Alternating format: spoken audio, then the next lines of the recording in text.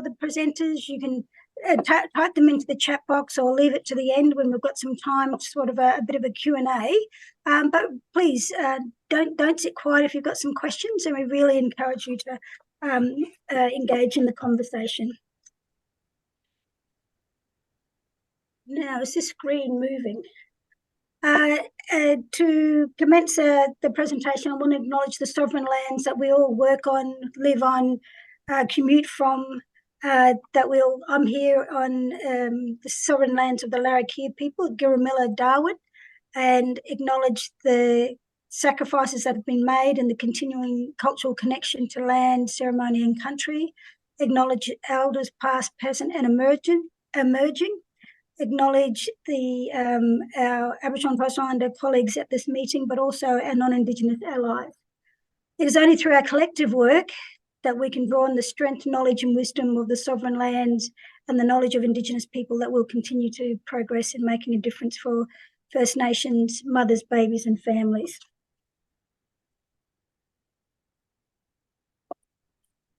This afternoon, we're going to do a year in review of what the Wardaguga Research Centre has achieved, and the list is very expansive.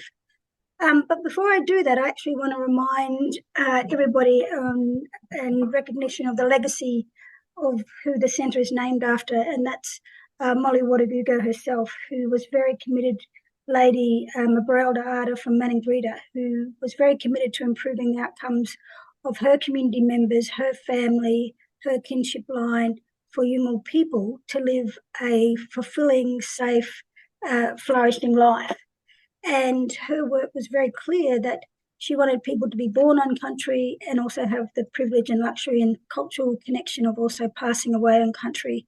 So our work is works aligned with that, her legacy, and we're really appreciative and respectful to the family for allowing us to use her images and her pictures, but our work is very much committed to fulfilling her legacy, which will, the Molly Centre is 4 years old, and it will continue on long before, long after I go and the other directors go, because this is about intergenerational change.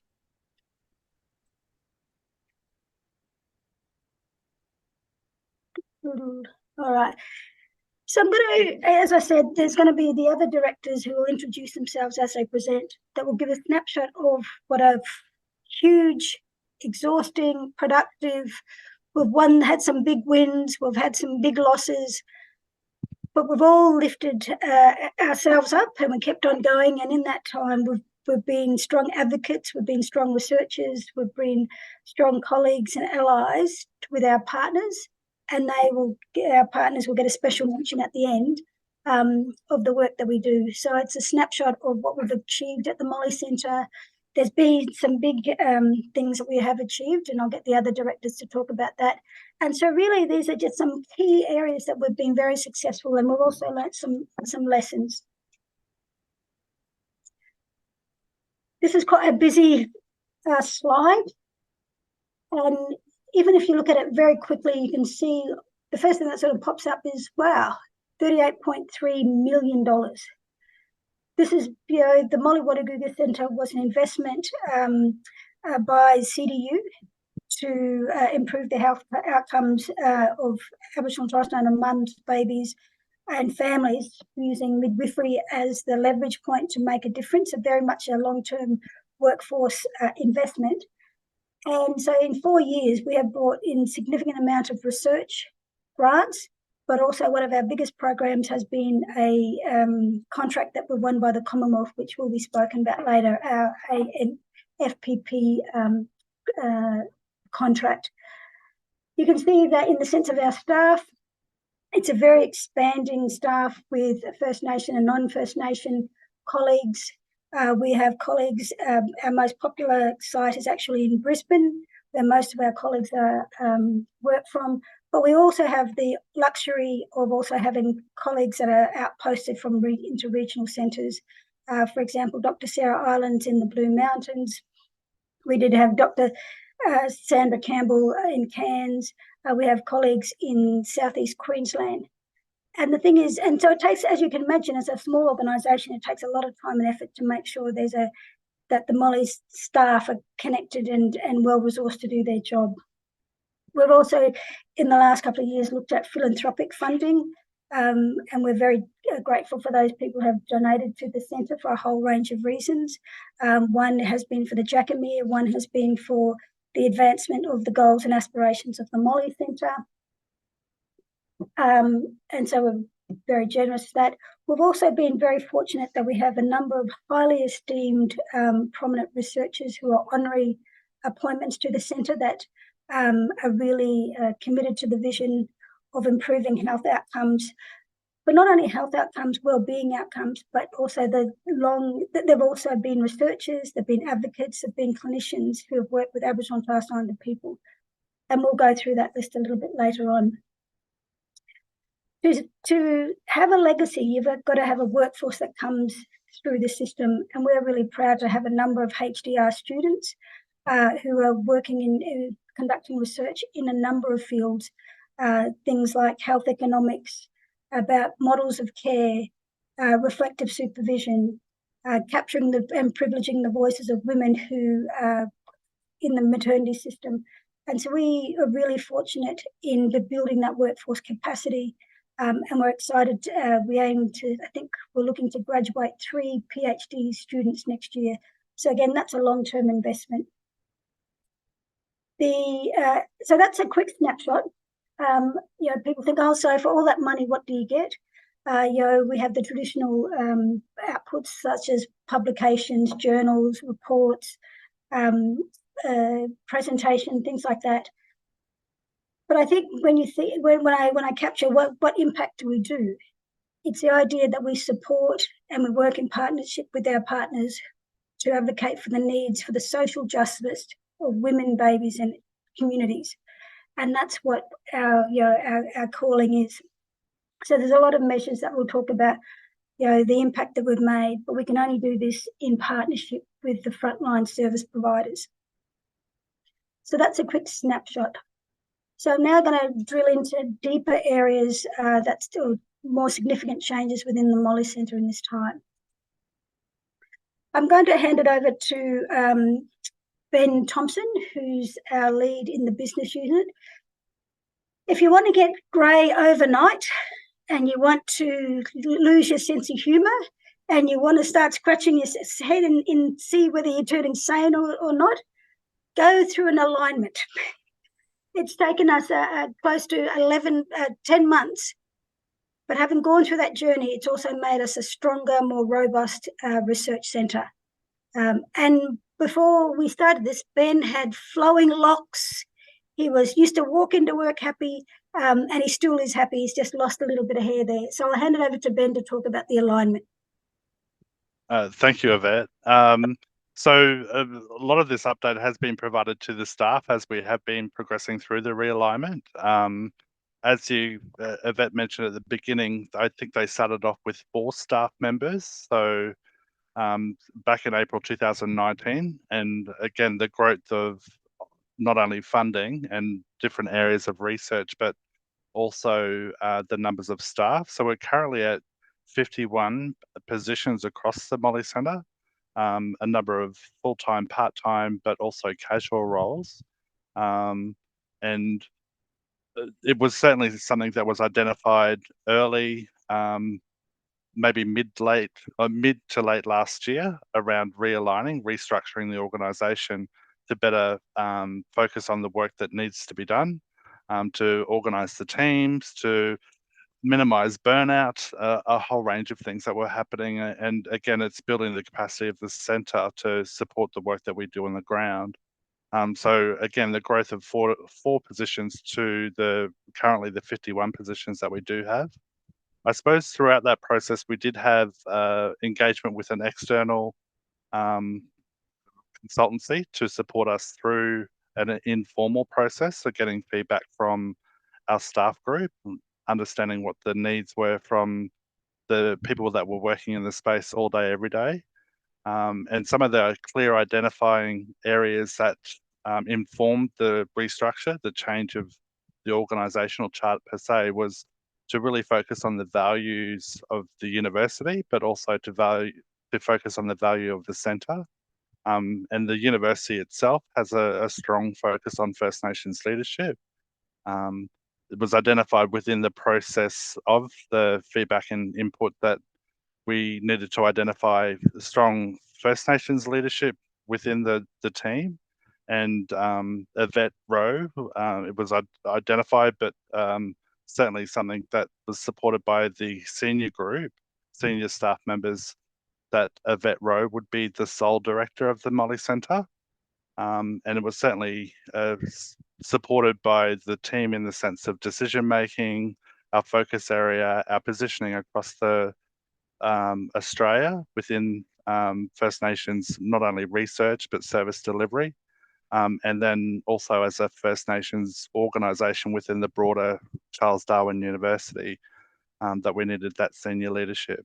We also identified, also support the leadership that First Nations, your new research methodologies were really important as well. So it was also acknowledging Professor Larapa Mapalama and her contribution not only to research at Galawinku, but just in the way that we should be researching with First Nations communities across Australia in all the various research projects that we're involved with.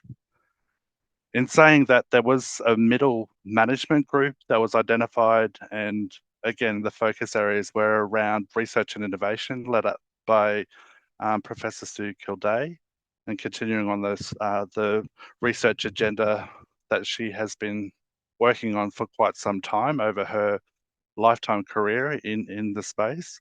Again, just acknowledging Larapa and the First Nations research methodologies, the area of data and how important it is within an Indigenous data sovereignty framework as to what data looks like, not only for ourselves as researchers, but also what it means for the communities when they are presenting back to the Commonwealth or back to community.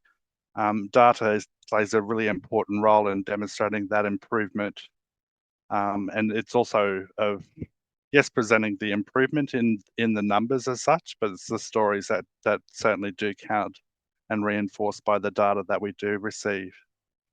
The Australian Family Partnership Program that Yvette mentioned before, so led up by Professor Roy West as an interim director. We're recruiting to that role at the moment. The continuation of maternal child health focus with Professor Sue Krusky, and then myself in the newly established role of and also service around the business services for Molly. So the Molly Centre having a business service that focuses on the systems, the processes that support not only our research, but the program delivery within ANFPP. Thanks, Ben. So I guess the question is, what does it look like when you, again, talking about an organisation, we've gone to a much flatter structure and we have key areas of delivery that Ben just mentioned. One of the things of going forward that we'll talk about a little bit later is we've applied to go to institute status, which means that we'll have a governing board who will be invited to provide governance and strategic direction for the Molly Centre. People who are working in this area have a long track record and have strategic, quite visionary people who will be invited to sit on that if we're successful being an institute.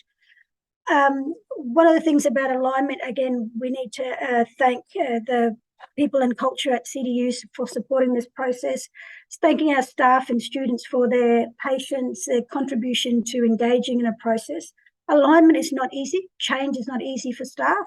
And our staff have really sort of stepped up and been really pivotal in capturing how we see our organisation going forward, to be in the forefront, being strategic, being opportunistic going forward, as positioning ourselves as a leading research institute that focuses on improving the outcomes for Indigenous mothers and babies. Again, the guidance that our senior leadership at CDU, Professor Dominic Upton, has provided in guiding this process has been critical. Again, we're a baby organisation. We're going into our 5th year, so there's been lots of learnings. But we feel that we're more on track now as an organisation to be more efficient, more effective, more strategic, therefore more impactful.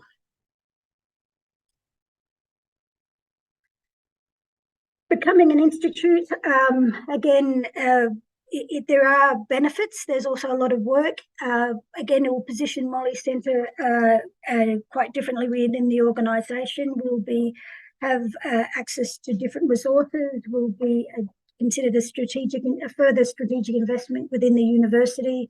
We'll be sitting at certain decision-making tables like research committee and advisory capacity to the VC. But also, again, it puts us on the map as being a strategic research player. And the interesting thing is we're already performing at this, but we have exceeded our expectations over the last 4 years. So again, the next year will be about consolidation and springboarding us going forward. I'll hand this back to Ben to provide a brief overview about the business services, and then I'll invite the other directors to talk about their areas. So just really quickly, again, I suppose it was identifying some of the support and systems, but also processes that we needed to consolidate across the Molly Centre. We have a number of challenges within the Molly Centre. We're located across the 3 campuses, Brisbane, Alice Springs, and also Darwin. And so looking at roles, but also function areas around research administration and supporting our HDR students, the research contracts that come with the broader engagement with the research partners that we have, as well as the honorariums that Yvette mentioned before.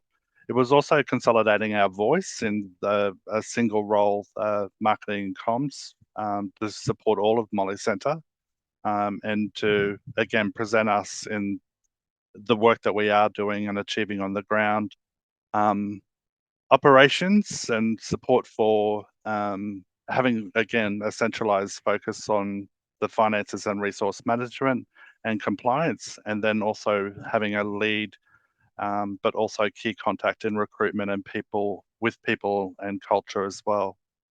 The realignment identified that we had a number of positions. I believe it was 8 new positions that we added to the org chart.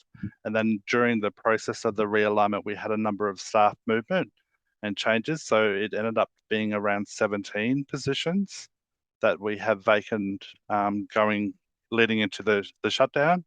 But there's certainly a priority list of recruitment going into the new year and starting again the realigned Molly Centre with the new positions coming online in the new year as well. And it was, again, one of the main reasons around the business services the development of the business services unit as such was to have a better, more aligned interface with the university itself, and connections across the number of various departments across the university. Thanks, Ben. Research and innovation. This portfolio, again, I have got apologies from Professor Sue Kilday and Sue Krusky. They're currently on leave, enjoying a well-deserved break. They're very busy ladies doing important work. So I'm just going to draw out as we talk. So research and innovation is a big part of our work. As I mentioned before, in the sense of the research profile, we've brought in close to $38 million over a 5-year period. That's a huge amount of work. Writing grants, doing the work, so work with partners, negotiating arrangements with partners, delivering on the grant, publications, advocating, using policy briefs, a whole range. So when we think of research, people think, oh, well, you've got the money. When you get the grant money, a whole range of work falls out of that. So the $38 million is one thing, which is a luxury, but the amount of what it takes to deliver on and produce high quality research outputs, have impact on that, takes a lot of work. So the team that works and supports Sue Kilday is amazing staff. So just sort of talking about 2 bits here. CDU, the Molly Centre was the first time that CDU was successful in getting what they call a CRE, a Centre for Research Excellence. That's been a huge, it's been quite important as a seeding grant to really springboard our research program. The CDU is a sort of a combination that shows that you're in collaboration with partners, you've got a whole range of projects. We were very ambitious. We started with 13 projects. On average, people usually have about 6 projects. So we had a project that was funded for 5 years for $2.5 million that covered a whole spectrum of things for mothers and babies, things that include father inclusive practice, supporting remote communities regarding workforce development, talking about unborn notifications, that is child removal, looking at economic evaluations, which one of our PhD students are doing. So the CRE was a real breakthrough, and that's allowed us to then build on that with other grants such as a Rise Safely grant, a Boost grant, a Pandanus MAT grant. All these are building on each other. So I'd suggest that I know they've sort of rattled off a whole range of acronyms. I'd suggest that you go to our website to actually look into the detail of what those grants mean. And the effort that it takes to really build a thread of evidence, because the research that's happened in this area is probably no more than 30 years old, and there's lots of things that we don't know, but there's lots of things that we do know that requires advocacy and support. The diagram on the left, Safer Birthing for First Nations Families, is a case study that was put on by NHMRC that talks about sort of a longitudinal impact of the research that the centre is taking carriage of. And again, it's a reflection of many talented researchers in this field that have worked collaboratively, and the impact that we've had. Some of that research has hit things were published into the Lancet. Women and Birth publication has been very supportive of the work that we do, so we acknowledge them. We have gone into, part of our responsibility as being researchers is also, promoting it through podcasts, presentations, being on panels and a whole range of things. So doing research is one thing, and then getting it out is another thing. So we're really proud of these publications, especially NHMRC, where we're very, we're considered one of their top programs of research in the last couple of years.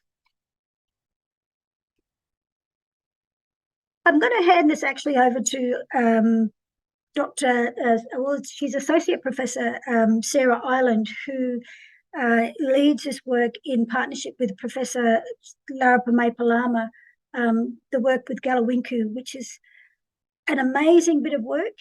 It touches every part of people's life. It's more than women's and babies. It's about workforce. It's about governance. It's about infrastructure, education. And it's changing life trajectory. So I'm going to hand that over to Sarah Ireland, who's in our Brisbane campus.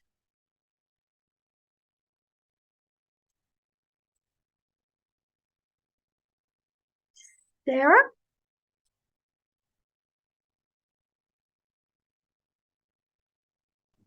Sarah there? Yvette, Sarah had to go. Oh, okay. Sorry. All right, so I didn't see that. So I'll quickly talk about it. So obviously I can't do the justice what Sarah has done, and I might tic tag with Loris, who is also working on this project. And if Tez Claspin can put her hand up, who's one of the PhD students working on this. So Sarah and Larapa had been working on the concept of being born on a pandanus mat about 6-7 years ago. And we've really gone and taken this concept about how do we improve birthing outcomes, and we've gone into a whole range of areas. But critical to the program of work is ensuring that the women from Galawinku, the younger women, their cultural aspirations, their ways of governance, the importance of connection to land, ceremony, the way Yungal see the world is central to how this program of work is delivered. And so when we think about, you can see the diagram there. So Loris, would you like to talk about the governance? I can't pronounce the name of the governance committee, but Loris is very fluent in it, so I'll hand it over to Loris and how you pronounce it. I'm not sure if I've been given a tick of approval actually about my pronunciation, but I'll give it a crack. I think it's Wardaguga, which is the Yolngu-led governance group, who are the ladies from Gallawinku, and they are the ones who we take direction from and lead from. And then underneath or supporting the Gilmore is the steering committee, and that is a large group of stakeholders and government and our funding people who all, I guess, convene to talk about what's been happening in all of the other spaces. And then underneath that, we have the Gallawinku and the Nhulunbuy working groups, and they are the ones that are localised. So Gallawinku is obviously for Gallawinku, and Nhulunbuy is where most of the women will potentially go to have their babies. So we need to have their ideas included as well.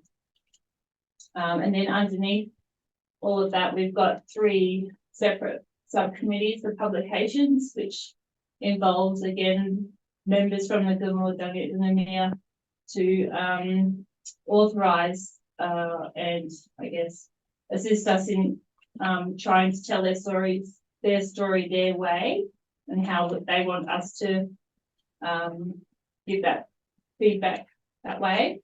The infrastructure, which has become a larger than life committee, so I have to be the minutes for it.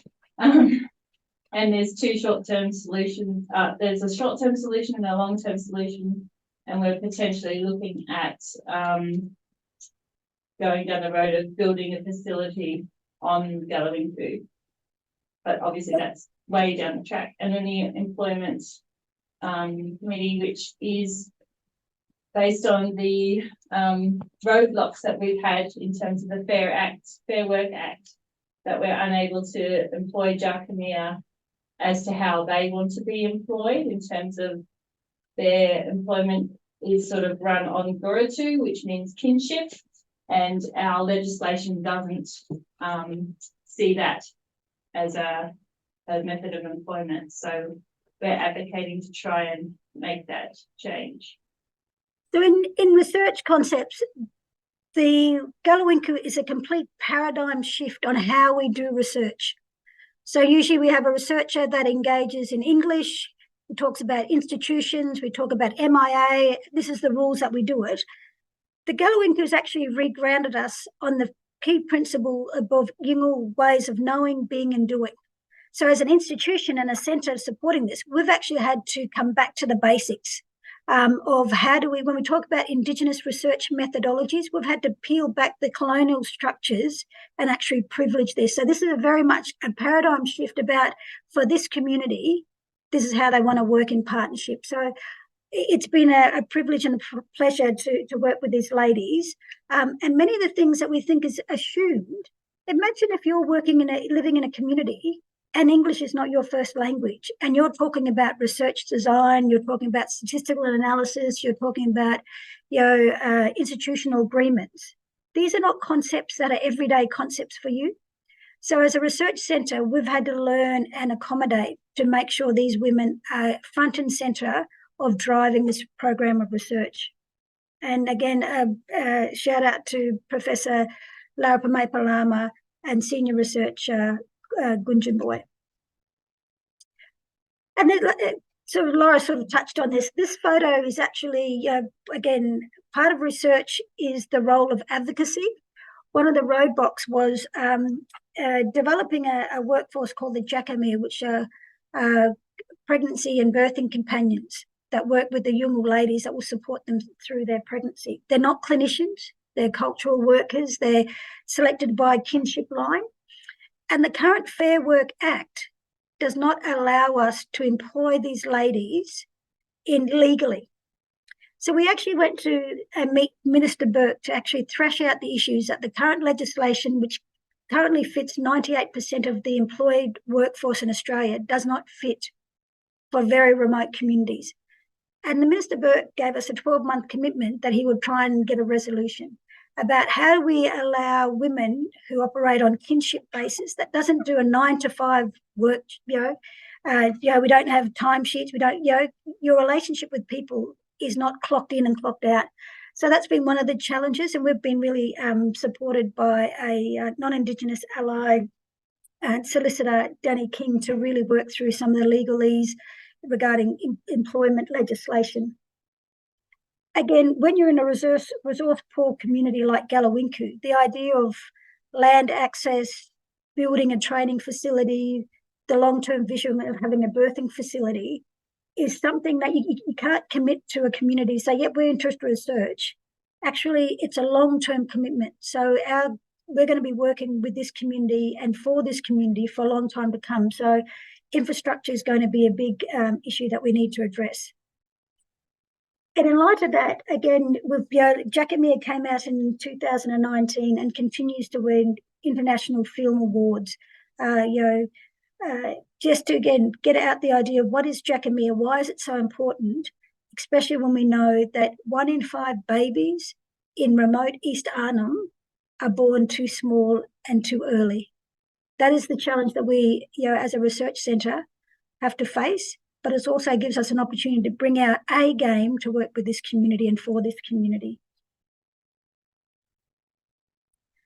Here's this sort of collection of photos that, the amazing things that happen. One thing, as hard as this is, working with the Galawinku women and community is a pleasure. It's strength-based, it's human-centred, and these ladies are driving the process, and we're really fortunate.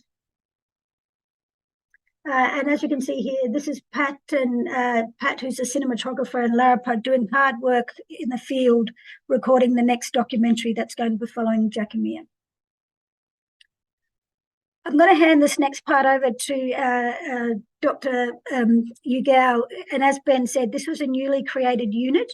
As the Molly Centre grows bigger, so does our need to ensure that we have secure data, that we can analyse it quickly, that it's clean, it's accurate, so our students and our partners can use it in a timely way. So I'll hand it over to Yugao.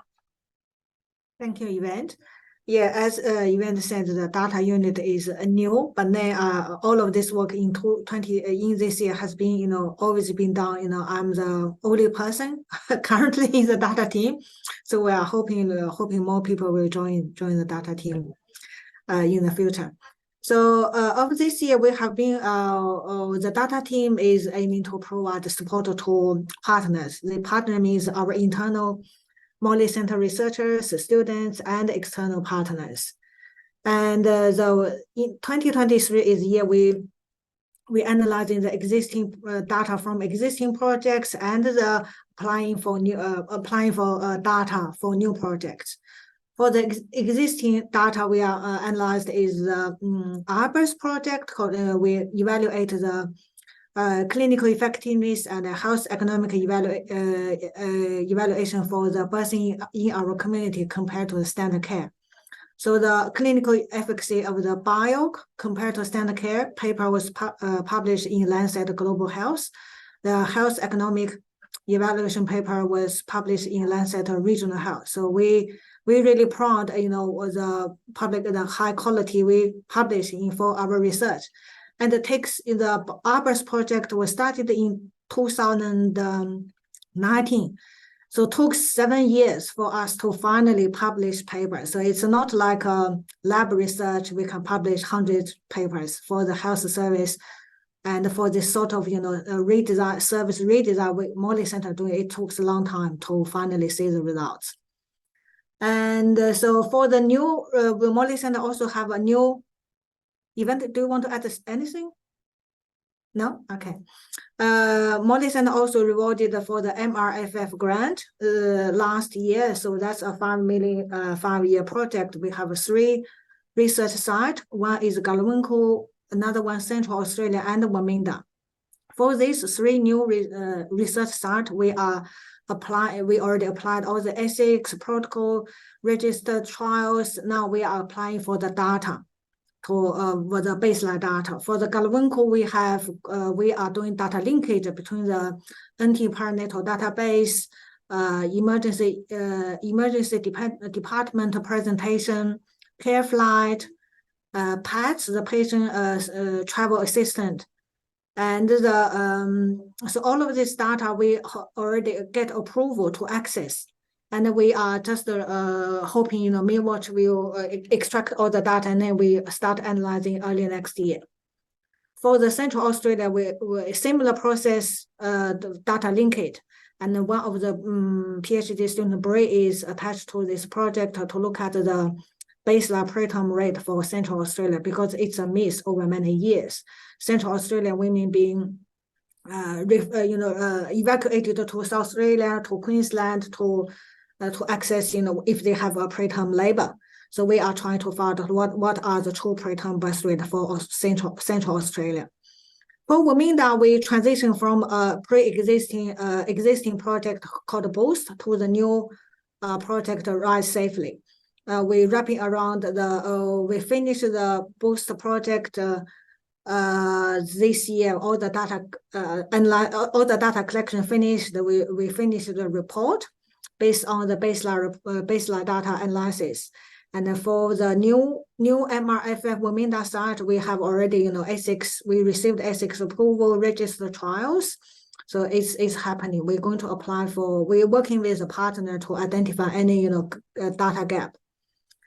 And we also, Molly Center also have, two external collaboration with the UQ. One is called the SATTER trial. This is a 3-year MRFA grant led by Nigel Lee from UQ. This project focuses on using sterile water injection to relieve labor pain, and we are contracted to do data analysis for this project. I just heard today, Nigel said they finished the recruitment today. It's great, so we're hoping to analyze them soon. Another project we collaborate with IUE Institute for Urban Indigenous Health is ISOC trial. This again is a 5-year MRFA grant to implement and evaluate patient-centered medical homes. And we are contracted to conduct health economic evaluation. The baseline data collection completed in August this year. For our HDR, for our current HDR students, we have 5 students have quantitative components in their PhD. So I'm helping them, and we have focused on evaluate long-term cost effectiveness of birthing in our country compared to standard care, and brief focus on the preterm rate for Central Australia. I will be she collected the data from Ghana using sterile water injection to relieve labor pain, and Ample she's evaluated the refugee midwifery group practice in Malta. And Jane evaluated the Waminda deadly and bone balloon evaluation. So these 5 students have quantitative components for their PhD. And for the priority for 2024 for the data team is we're going to build a centralized data platform to increase data integrity. We're going to build a source of truth everybody can trust. And also we're going to communicate with partners regularly to understand the partners' needs, preference, and expectations. Yeah, that's from me. Thank you, Yvette. Thanks, Yuga. As you can appreciate, there's a lot going on there with one of the key, the final point that Yuga made, which was building a whole range of work around data literacy with our partners, so our partners can understand the data story so it can be an advocacy tool, but also to make sure we can assess the level of impact that services are doing in their communities as well. So I'm now going to hand it over to Professor Royanne West, who's the current National Director of the ANFPP. Yeah, thank you, Yvette. Just to acknowledge also that Professor Sue Krosky was actually the Director for the National Support Service for majority of the year, and I stepped in as the Interim Director from September, so I acknowledge Sue's leadership in some of the key achievements to date. I want to commence by acknowledging the 14 Aboriginal community control health organisations that actually deliver the program. So there's 15 sites that are national, and the 15th site is the Top End Health Service, which is the Northern Territory Health Service. The Australian Nurse Family Partnership Program is an internationally licensed program that was first adopted in Australia in 2009. but acknowledge that the Aboriginal community controlled health organisations have been around since the 1970s. The role of the National Support Service, which is one of the programs under the Wardaguga Research Centre, is to provide core workforce training and professional support functions, including refinement and continuous monitoring of the quality of the nurse-family partnership to suit the Indigenous Australian context and the needs of First Nations children and mothers. Since the National Support Service has come under Charles Darwin University and the Wardaguga Research Centre, there's been a number of strategies that have been adopted to better align the program with Indigenous values and Indigenous health priorities. One of those has been the name change, which was from Australian Nurse Family Partnership to the Australian Partnership Program, which more appropriately acknowledges the role of the whole home visiting team, and in particular the family partnership worker. So there's 15 what are called core model elements, of which there are 9 countries internationally that deliver this program. Just to give you an idea of the diversity, we've got the US, the Netherlands, England, Canada, Scotland, Northern Ireland, Norway, and Bulgaria that all deliver this program. So we're part of an international conglomerate, which is very exciting. So our name change happened at the beginning of this year. The other significant strategy has been the recruitment to a national director for this program, and it'll be the first identified national director in the history of the program, so 15 years in. And we commence interviews for that for that position at the end of next week. The realignment that Ben talked about earlier also obviously has implications for the National Support Services, and as the realignment moves across the Wardaguga Centre, obviously the National Support Service has a responsibility to also realign. With the significant features of the realignment for me is increasing Aboriginal leadership, Aboriginal self-determination and Indigenous governance mechanisms across the organisation. One of the dot points I don't have on here is the review of the terms of reference for what is named the leadership group for the National Support Service, and that is made up of all the CEOs of the 15 sites. And the terms of reference is being revised to contemporise to where we are today and to ensure that the leadership group has the appropriate voice and influence over the program and its responsiveness to the needs of community. The annual data report is one of the key deliverables, and I want to talk about the annual data report in partnership with the data integration and the Indigenous data sovereignty, and this probably tags onto the UGAL work. So as the Molly Centre now has a data unit, and historically, obviously, we didn't have a data unit, and the previous support service sat separate, aligning all the data work from this AFPP with the broader Molly work as well, and in particular, the movement around Indigenous data sovereignty and the principles of upholding the principles of Indigenous data sovereignty in all of the work of the Wardaguga Research Centre, including the Australian Family Partnership Program and the NSS as well. A big piece of work that we've let out within the sites is a review of the core model elements. So there's 15 core model elements, and all 9 countries work in accordance with these core model elements as best as they can. The core model elements haven't been reviewed since 2008, so it was timely for this review to occur. We've had excellent engagement from the sites around more appropriately ensuring that the core model elements are probably the best way to put it is that better reflect Aboriginal and Torres Strait Islander values and priorities. So there's been excellent engagement and some significant proposals for amendments to the core model elements for the betterment of Indigenous communities, which is really exciting. Not a decision that the NSS makes, it's actually a decision that the leadership group will make, and the role of the NSS, and it's probably a good example of the role of the NSS, is our job is purely to be the conduit between the sites and represent a collective voice as best as we possibly can. A couple of highlights I did want to share with you. I said we've got 15 sites. 14 of those 15 sites are Aboriginal community control health organisations, and all of the acknowledgement needs to go to those sites.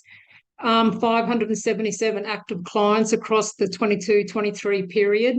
90% of those were First Nations mothers, and the remain non-First Nations mothers, but all with Aboriginal babies. We had 104 graduates from the 2023, so mums and babies that graduated from the program. 2 new sites. So when AFPP first started, there were 3 sites. So 2023, we've now got 15 sites, and this is the first time that the program has gone into WA with the Pilbara and the Pilbara Aboriginal Health Alliance and the Kimberley Aboriginal Medical Service. And finally, there's 101 staff collectively across the 15 AFPP sites. Just over 50% of those identify as Indigenous, and very proudly 42 of those 101 are family partnership workers. And collectively, the sites facilitated 6,000 home visits nationally for the last year, which is, kudos to everybody that was involved in that. Thanks, Yvette. Thanks, Ryan. As you can see, when we think about improving their health outcomes for Indigenous mothers, babies and families, it comes in lots of different ways, with ANFPP one of the sort of flagship grants. You quickly touched on this again.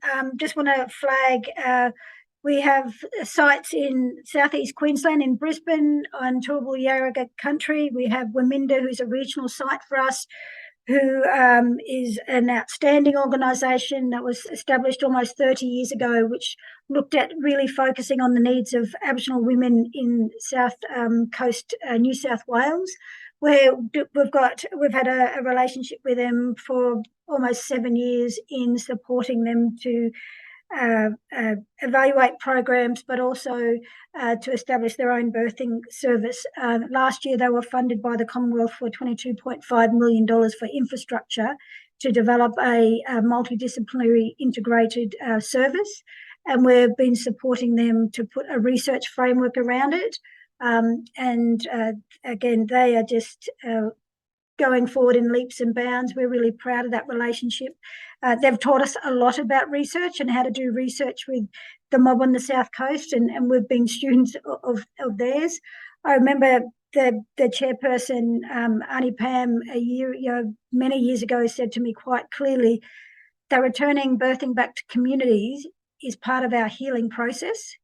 So Waminda is very clear what birthing and maternal health means to them, and what integrated primary healthcare with maternal service means. So as you can see, there's been lots of activities, both in the development of the program, but also putting a research framework around it. So that's in a regional centre. And there's been a lot of work in a brief timeline regarding a grant that we have with them called Rise Safely. Redesign, invest in the workforce, strengthening family capacity and engaging community. So that's the RISE element. And again, a shout out to the Waminda executive leadership and their senior project officer, Beck Connington, who's really, again, driven this process. So things are progressing. We're really excited that they're announcing that in next January, or in the first quarter of next year, they will actually have their own model of midwifery care, where they have got their midwives that's working out of their service. Again, what might seem as normal to everybody else, this is exceptional. This is unbelievably groundbreaking stuff that, in a regional area of Nowra and on the country they've had to overcome racism, structural barriers, complete obstructionist from government departments, and they have continually stood up, representative and advocated for their community. So, stay tuned for the developments that will happen in the next year. It's quite an exciting time. Again, one of the sites that we're really proud to work with is in Central Australia and in Bartua, Central Aranda country, working in partnership with the Alice Springs Hospital, Mine Midwives and Congress Ulukra specifically. The thing about this is for almost 3 years, Alice Springs Hospital didn't see the importance of it. In the last 6 months, we have seen such different leadership from Alice Springs Hospital. We've seen, the recruitment and accreditation of my midwives working for Alukra. There's a huge change happening. By the official count, there has been 2 babies birthed with my midwives in Alice Springs Hospital. Again, this is a game changer. Community control sector have not been involved in delivering babies in the hospital. So we're excited about what's going to happen to with this project.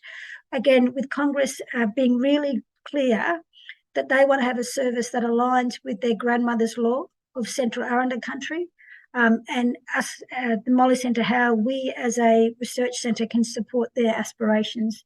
So again, in 12 months' time, I think it will be a very different, exciting story. What are the big policy things that the Molly Centre has?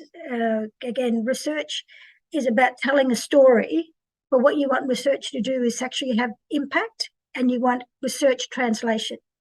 And that means research tells a story, it informs policy, and policy then gets funded.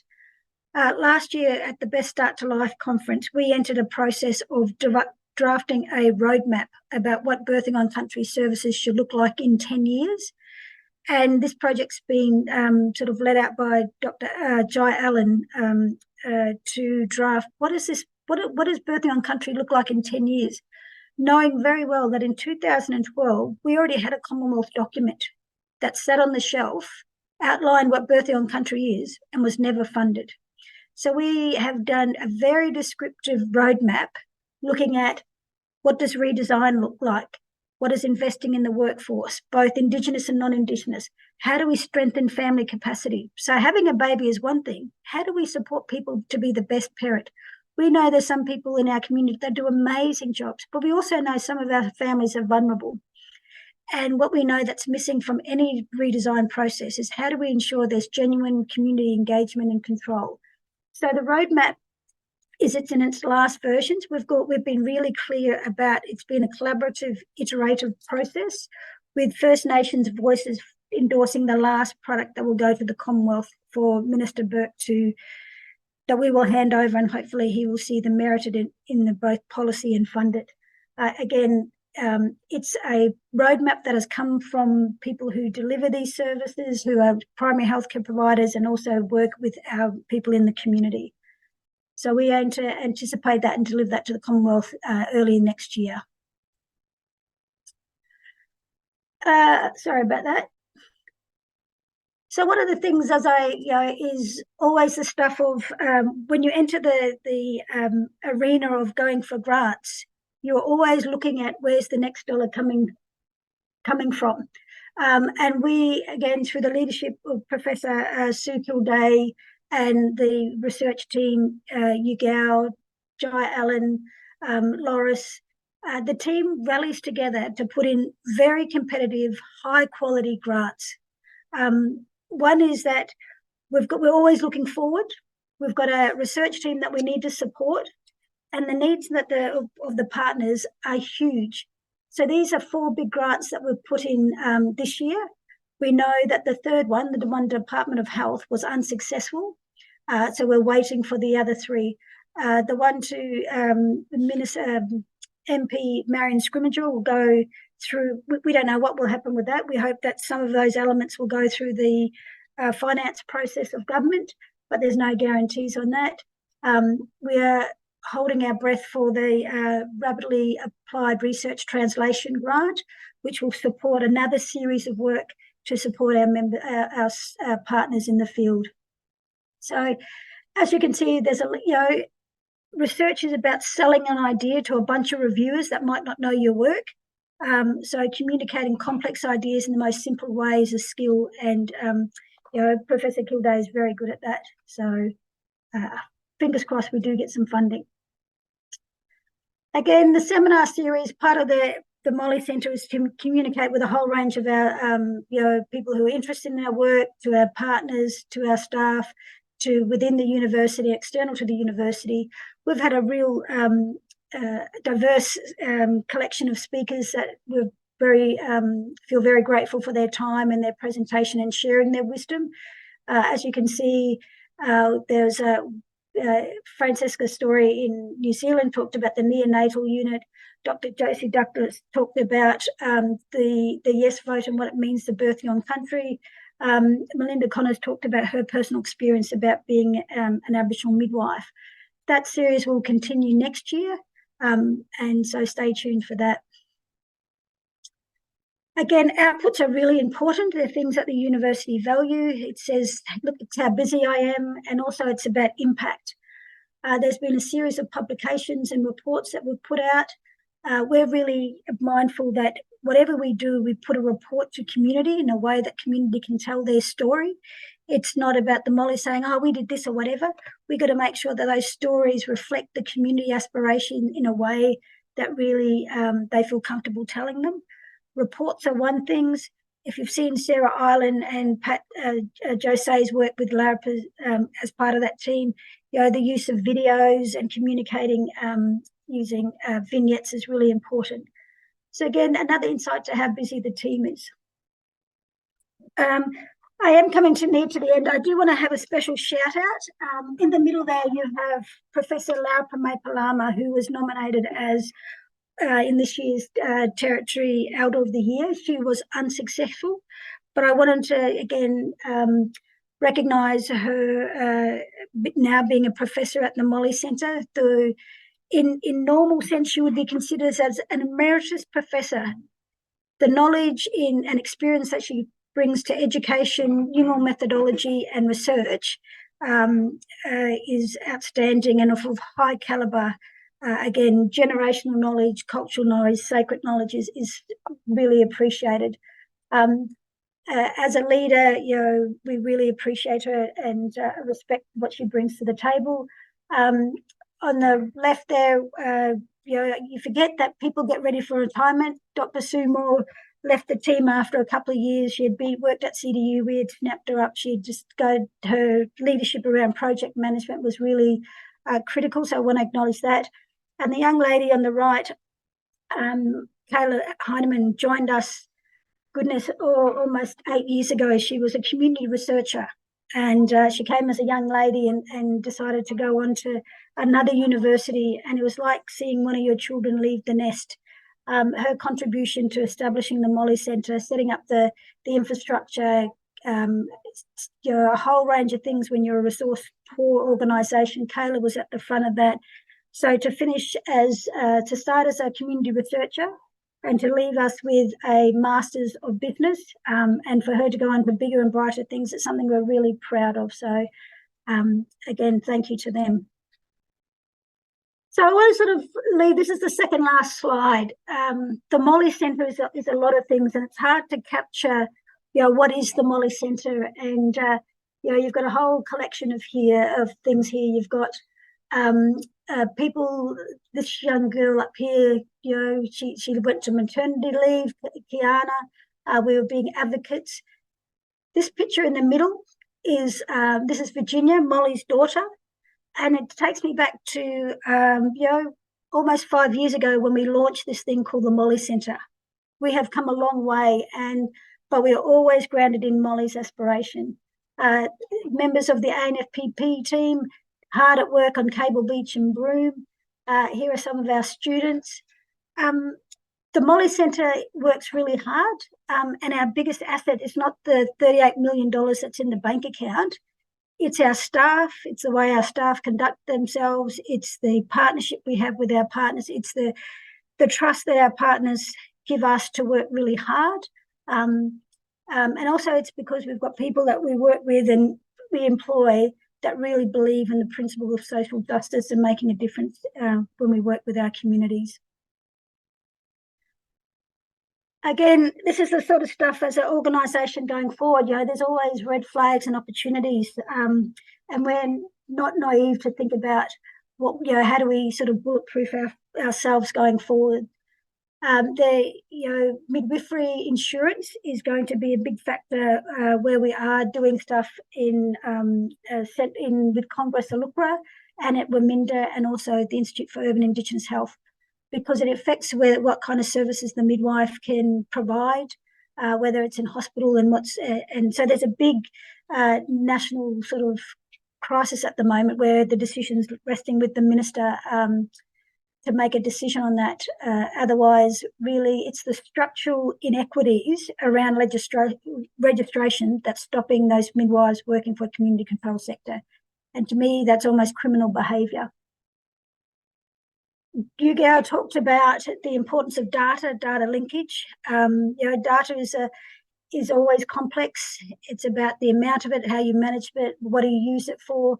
So data linkage is critical if you're going to tell a story about impact and you want to make a difference in policy. Yalawinku is a rapidly expanding project. The needs are never ending. But if we can get it right there, the generational change will be amazing.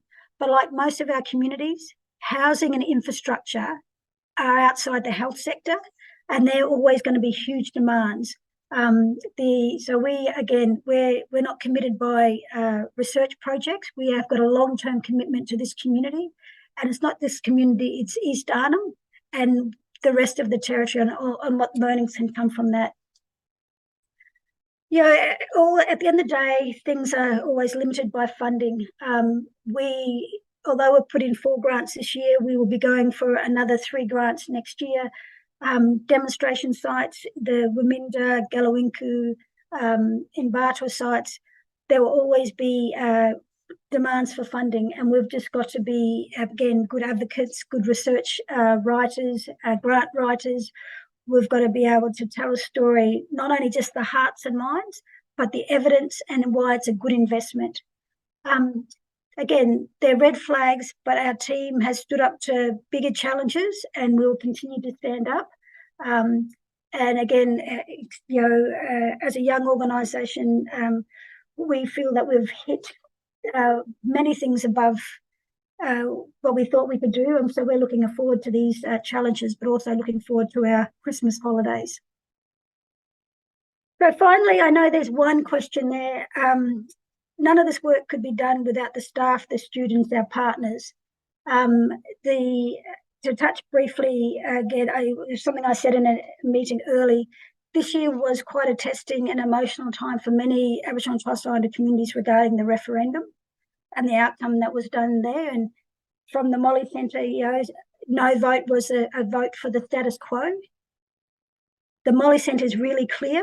We don't need a referendum to know how important our work is, about our commitment of where we're going. We don't need 60% of the population say it's you need to do this. We know in our hearts, we know in the evidence, and we're very committed to this. So the sun went down on a referendum, but tomorrow it gets up brighter. Our staff and students and our partners are doing the work, and we're walking with them on that journey. It's something that we're very proud to do. So from my end, I think that's the formal part of the presentation. And I'll just see if I think there's a couple of questions. They're just comments. So I guess I'm opening up to the floor. Is there any questions or clarifications? I know that I've spoken very quickly.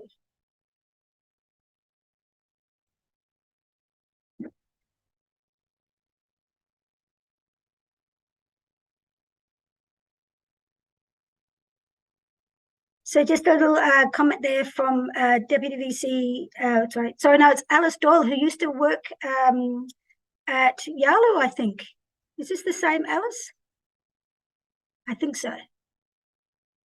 Again, our partners of Yalu, of MeWatch, Waminda, Shoalhaven Hospital, Care Flight, I know that I've forgotten half of them.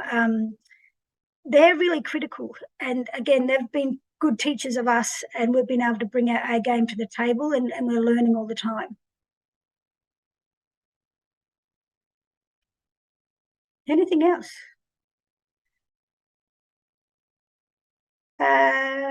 Tanya Day, sorry, my mic isn't working, but this is amazing work. How can interstate communities become part of these projects?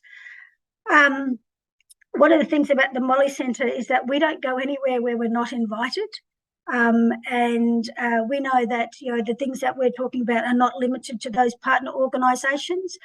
We're aiming to have, last year we had a Best Start to Life conference. We'll be thinking about what that looks like next year. So we please stay tuned to our newsletter and events coming up. But by all means, email us and to see how you can become involved.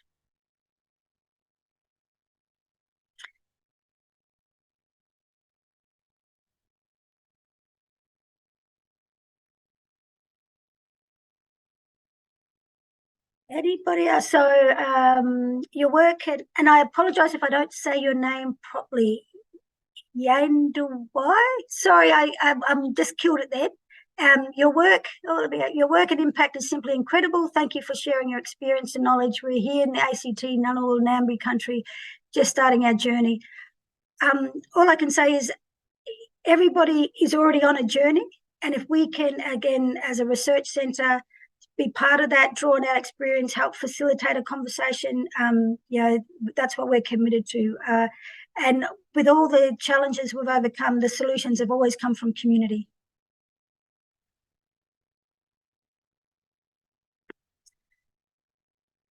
All right, so I will thank you so much. It's 7 minutes over. Again, thank you. We do really important work. We are learning all the time. We know that we can only do our stuff better. Our partners are core to the work that we do.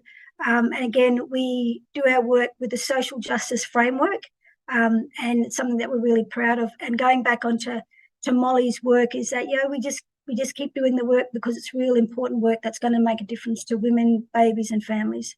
So this afternoon, everyone, thank you so much. Thank you for the directors for also their contribution. Take care. Have a safe Christmas, everyone. Ta-da. Thank you.